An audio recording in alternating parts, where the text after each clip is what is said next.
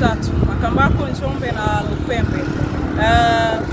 Jana katibu wa jimbo la Lupembe wa Bavicha alichukuliwa na watu wasiojulikana wakijitambulisha kwamba ni askari polisi. Kwa hiyo toka jana usiku tunafanya jitihada za kuhakikisha tunampata. Mpaka sasa hivi hatuna taarifa zozote ambazo zinaweza kuashiria mahali ambapo yupo ndugu yetu Abedi, ambaye ni katibu wa baraza letu la vijana ndani ya wilaya yetu ya Njombe kwenye jimbo la Lupembe. Abedi alichukuliwa akiwa ofisini kwake majira ya saa 1 na watu watano ambao walijitambulisha kwamba ni askari polisi wakiwa na silaha kali, silaha za moto. Sasa hivi tuko kituo cha polisi Makambako.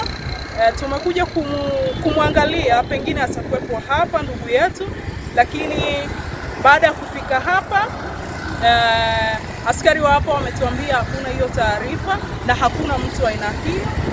Wamejaribu kumuita kule mahabusu, wamesearch kule kwa mahabusu, hajaonekana. Kwa hivyo naendelea kutoa wito kwa wananjombe, lakini pia mikoa jirani, kanda ya Nyasa na kanda nyingine, kusaidizana kupaza sauti, lakini pia kufanya jitihada nyingine kuhakikisha tunampata ndugu yetu akiwa salama salmini.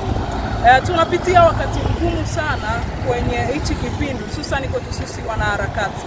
Abedi ni mtu jasiri, ni mtu ambaye amekuwa na misimamo ya haki. Kwa hivyo binafsi napata shida kuona aonekani na amechukuliwa na watu ambao wanajitambulisha kwamba ni askari polisi. Rai yangu ni moja kwa vyombo vya dola. Jeshi letu la polisi limekuwa likitumika vibaya kinyume na utaratibu. Na hii kwa mkoa wetu wa Njombe ni mara ya kwanza. Kwa hivyo najaribu kufikiri na najaribu kuona ni namna gani tunalitia doa jeshi letu la polisi ndani ya mkoa wetu na ndani ya wilaya yetu. Jeshi la polisi mnao wajibu wa kutoka hadharani na kulifuatilia jambo hili kwa kina ili kutufanya wananchi tuamini ama tuelewe kwamba ni ninyi ama sio ninyi ambao mmehusika na kutoweka kwa Abedi akiwa ofisini kwake. Kwa hivyo jeshi la polisi, ikiwa sio ninyi, tunaomba jitihada zenu zionekane kwa wazi ili kumpata ndugu yetu akiwa salama.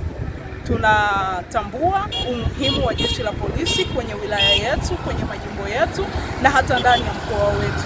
Kwa hivyo naamini kabisa askari polisi hamtakaa kimya kwenye suala hili, maana tumeshatolea taarifa kwenye vituo vyote vya kwenye wilaya yetu na mpaka sasa tunaamini kabisa mtakuwa mmeshaanza kuchukua hatua, kwa sababu ni jambo ambalo tumekuwa tukisikia kwenye mikoa ya wenzetu na leo limetufika sisi mkoani kwetu, wilayani kwetu, nyumbani kwetu. Kwa hivyo RCO au CCD nafikiri hamwezi kunyamaza, pamoja na askari wote hamwezi kunyamaza. Lakini pia rai yangu kwa Tanzania, wanachadema na wasio wanachadema, wapenda haki wote, ili jambo ni jambo linalomgusa kila mmoja wetu. Jana amepatwa Abedi, leo hatujui nani atakutana na adha ya namna hiyo.